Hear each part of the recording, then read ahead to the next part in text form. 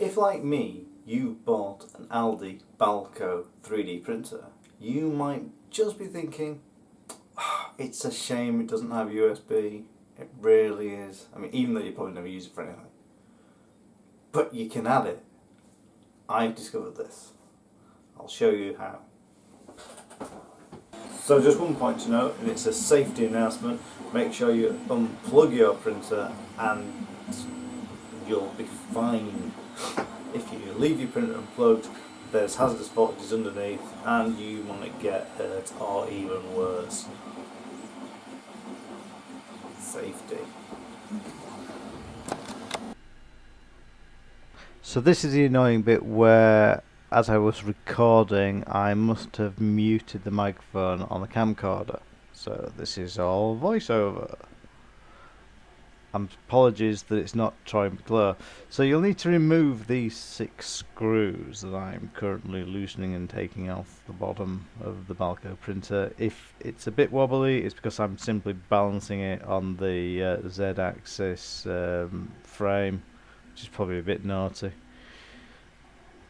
but it'll do. There's also the cross brace on the bottom, which is just behind my hands at the moment, which you'll need to take off, which is why I don't fully take off the last screw. I just want to hold the plate in place.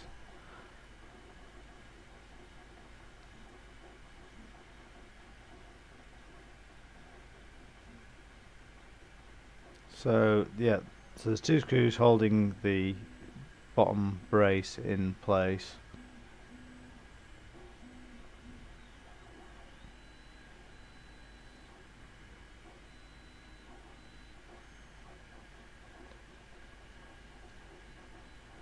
So once they're undone, just set everything to one side.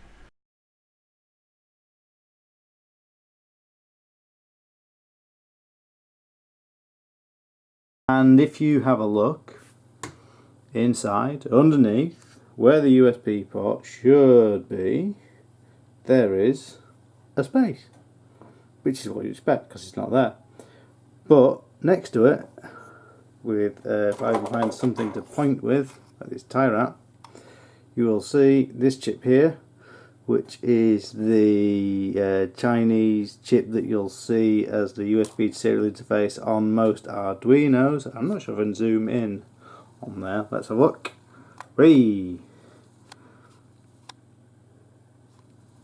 Zoom. Oh, it just goes just as you see the writing. It goes. Nope, you can't see it. So that's a CH340G, which is what you see on a lot of the Arduinos.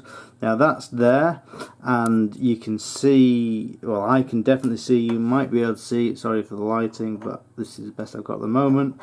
There is the tracks all running straight to that IC from the pins, and this bodes well for adding a USB port. However, it's not to say that it's what level of control we've got, because firmware is different. We may not be able to use a USB port at all. So I think the next step to do is I'm going to whip out this entire board and connect the USB port to that and see what happens. And we're joined by a very noisy vocal cat. So I'm just going to go ahead and mark up where the USB port will need to go and poke through, and then I can grind out a section with a Dremel or equivalent.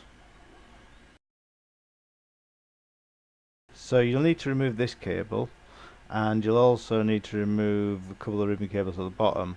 A lot of the stepper motors and a few sensors are actually hot melt glued in place. You could remove these if you wanted to. It is not strictly necessary. You can maneuver the board out without doing that if you don't want to risk damaging the cables. So it's up to you, personal choice.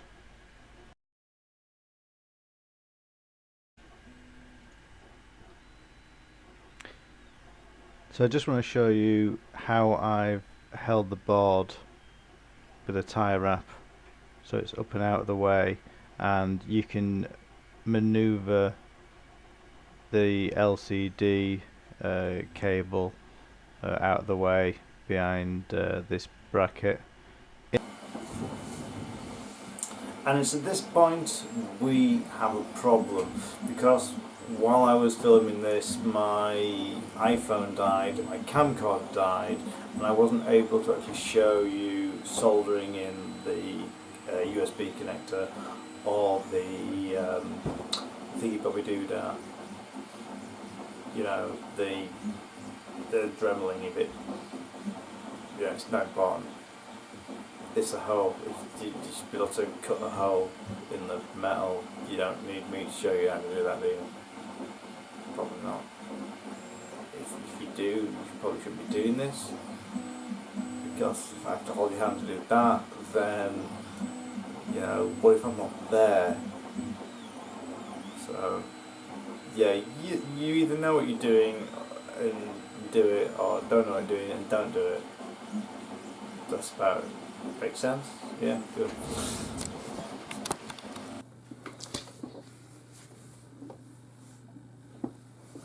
So, here, where there wasn't a USB port, there is now a USB port.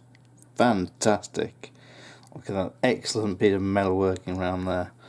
Very professional. So, if we now connect this up, we should be able to do something. So, with one wire already connected into the PC, plug it in it. It's alive! It's alive! It's not alive because I haven't turned it on yet because I'm an idiot. Now it's alive. I really, really, really need to change that fan. That's my next thing to do on this printer. So of course, right now you're thinking, well, what marvellous thing can you do now that you're connected to USB? Well, not much. It's not true. You can move things around as so.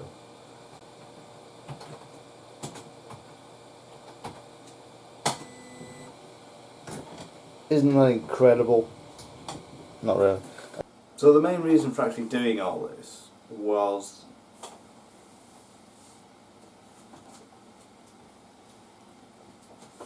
The main reason for doing all this is that I was getting massive temperature fluctuations actually on the extruder.